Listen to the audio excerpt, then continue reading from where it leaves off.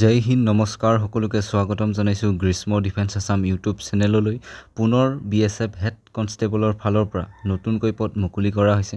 ইয়াত বয়সৰ সময়সীমা কিমানৰ পৰা কিমানলৈ ৰখা হৈছে, কিমান কোৱালিফিকেশ্যন লাগিব, সকলোবোৰ এই ভিডিঅ'টিৰ জৰিয়তে আলোচনা কৰা হ'ব। তো আলোচনা কৰাৰ আগতে যদি আপোনালোকে আমাৰ চেনেললৈ প্ৰথমবাৰৰ বাবে আহিছে তো চেনেলটো ছাবস্ক্ৰাইব কৰি ল'ব, যাতে এনেকুৱা ধৰণৰ আপডেটবোৰ আপোনালোকে পাই থাকে।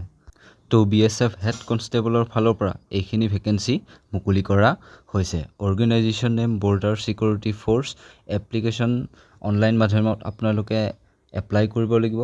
এপ্লাই লাষ্ট ডেট হৈছে 23 ছেপ্টেম্বৰলৈকে আপোনালোকে এপ্লাই কৰিব পাৰিব। Post name head constable, salary 21,700 পৰা 69,100 টকালৈ পাব। Total post 1,121টা।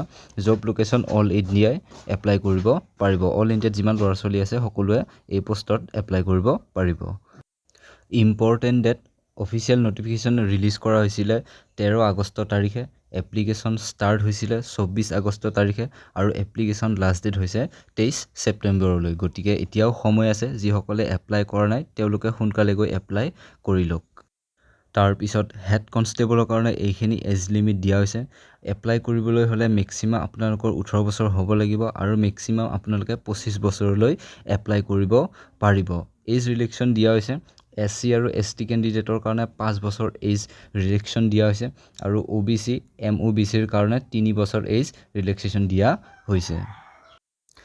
নেক্সট হৈছে পোষ্ট ৱাইজ ভেকেঞ্চি। ৰেডিঅ' অপাৰেটৰৰ কাৰণে 910টা পদ ইয়াত মুকলি কৰা হৈছে আৰু ৰেডিঅ' মেকানিকৰ কাৰণে 211টা পদ মুকলি কৰা হৈছে।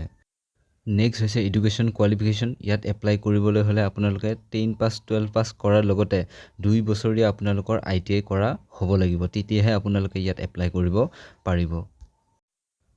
তাৰপিছত নেক্সট হৈছে application fees. UR EWS OBC কেণ্ডিডেটসকলে 100 টকা পে'মেণ্ট কাটিব লাগিব।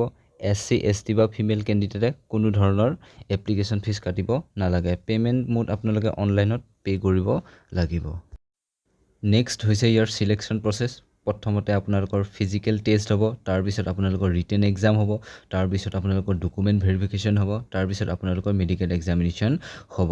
তো এইখিনি আছিল হেড কনষ্টেবলৰ কাৰণে। যদি আপোনালোকে ইণ্টাৰেষ্টেড হয় গৈ এপ্লাই কৰি লওক, এতিয়াও আপোনালোকৰ হাতত সময় আছে। তো ভিডিঅ'টো যদি আপোনালোকৰ ভাল লাগিল নিশ্চয় লাইক শ্বেয়াৰ এণ্ড কমেণ্ট কৰিব।